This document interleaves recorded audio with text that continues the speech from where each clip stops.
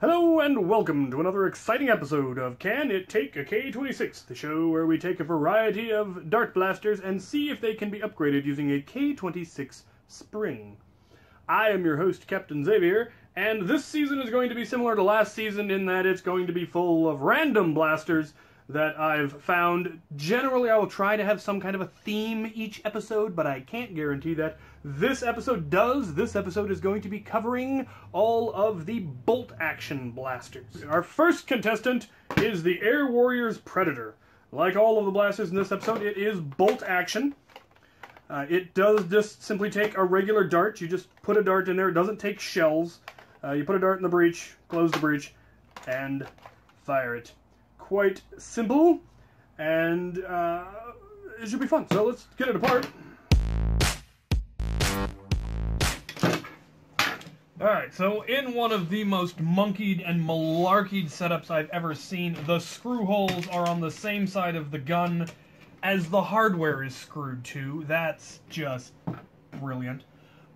This is also the strangest setup I have ever seen. I actually was really wondering where exactly the plunger tube was on these, because I could not figure out how it could possibly be up here, and now I understand. It is in fact down here, and then there's a hose. No wonder these things are so... I'm gonna go with cronked. But let's go ahead and take a look. So that's magnificent. Can it take a K26?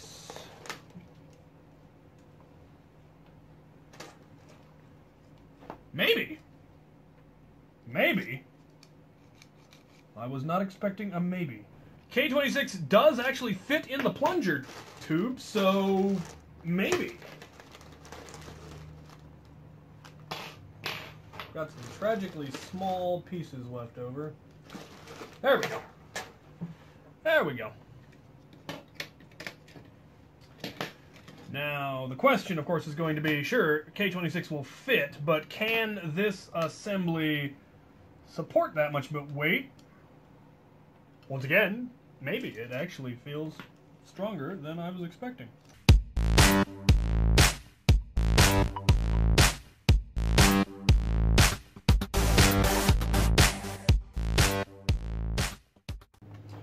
Alright, moment of truth. Oh. Not catching. I need a stronger catch. So that is a yes for the Air Warriors Predator, though I won't make any guarantee on how long it's going to last.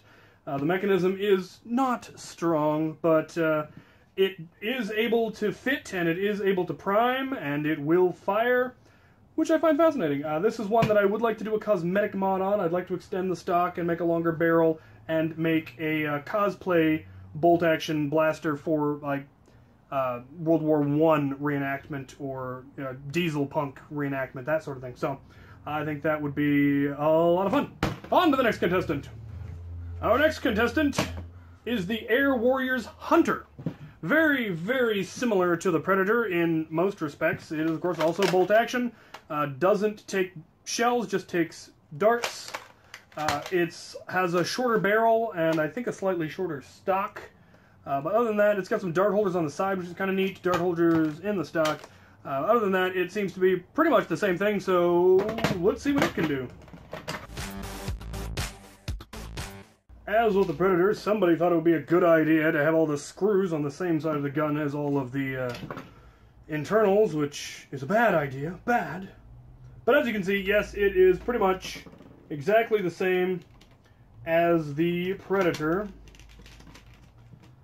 So, it's probably going to be able to take a K26 as well. It looks to be a little bit sturdier in some places, but just as weak in others. The plunger head has been kind of riveted in place, really. It's been put on and then looks like it's been melted over.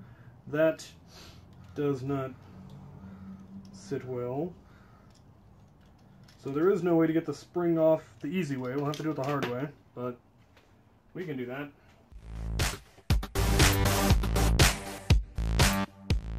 I haven't increased the catch spring yet, which will probably be necessary, but I'm really hoping it isn't. Nope, can't catch. So the catch is a torsion spring rather than a compression or extension spring, which makes this considerably more difficult. Alright, well, after strengthening the catch, that is a yes for the Air Warriors Hunter. It can take a K-26, it will catch. It still, of course, shoots horrifically because the whole plunger tube actually being up here and there being a hose that goes up to the dart tube is incredibly inefficient and ineffective, and of course it has the horrible Busby barrel, so if you really wanted to make it functional, you'd need to brass the barrel, and even then you're not going to get much because that whole tube system is just horrible. But functionally, yes, it can take a K-26 just like the Predator before it. On to the next contestant. Our next contestant is the Air Warriors Hawk. This is also fairly similar to both the Predator and the Hunter, except this one is both magazine fed and uses shells. So it uses these horrible, proprietary, non-compatible shell holding magazines, which they're definitely nifty. I like the idea, and I want to get my rapid fire tech working. It takes them, but mostly for, again, cosplay purposes, for a Wild West Nerf steampunk outfit I want to do. But let's see if it can take a K-26. Hypothetically, it's going to be pretty much the same as the last two internally, so it probably can, but you never know.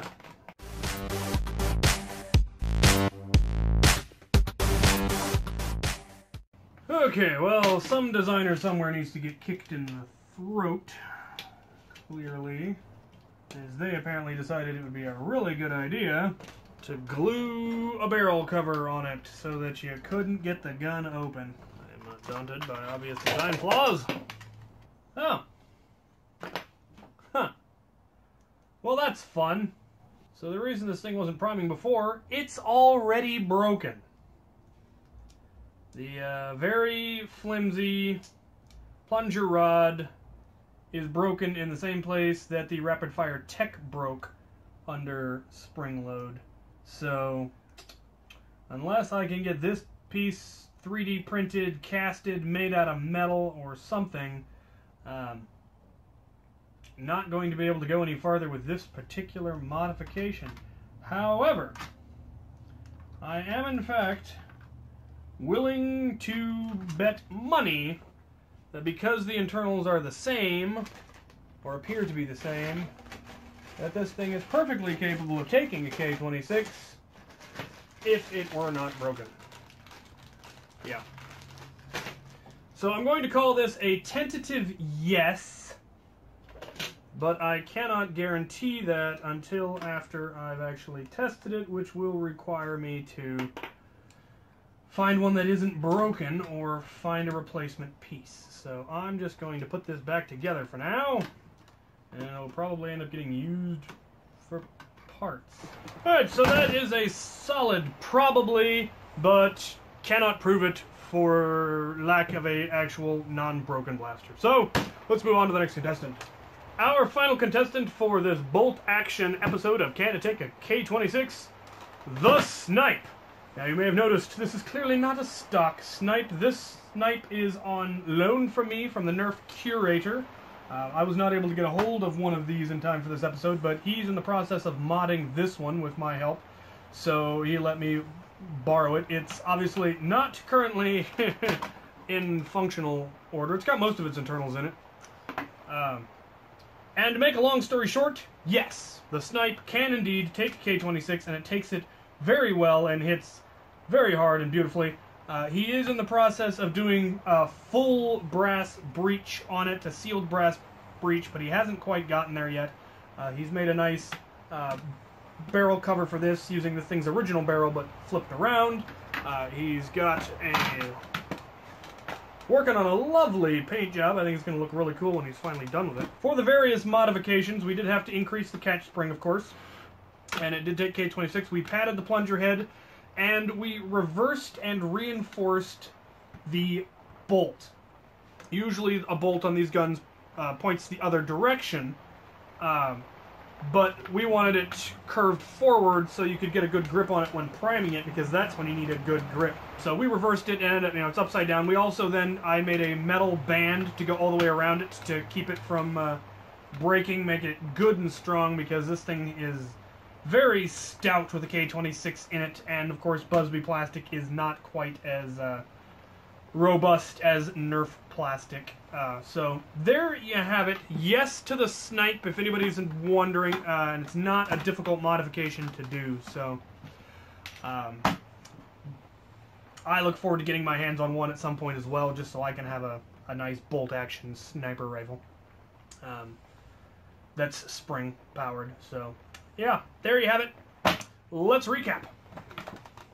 Alright, for those of you keeping score at home, or who just skipped to the end to find the results, that was a yes for the Air Warriors Predator. That was a yes for the Air Warriors Hunter. That was a probably for the Air Warriors Hawk. And that was a yes to the Air Warriors Snipe. So, all of the bolt-action blasters, despite having that really weird plunger location, other than the snipe is in a normal location, but all the weird front plunger tube ones, they can all take a K26. I doubt they would last long. That plunger rod's going to break, or something's going to break, but they technically can take it. So if you can figure out how to reinforce it, you could have some neat little bolt-action sniper rifles. If you did a full brass breech and a K26, you might be able to get some decent performance out of these. So, there you have it. If you have any comments, suggestions, ideas, happen to know where I can get a 3D printed or metal casted or in some way reinforced plunger rod for these, go ahead and put that sort of stuff in the comments below. And as always, thank you for watching.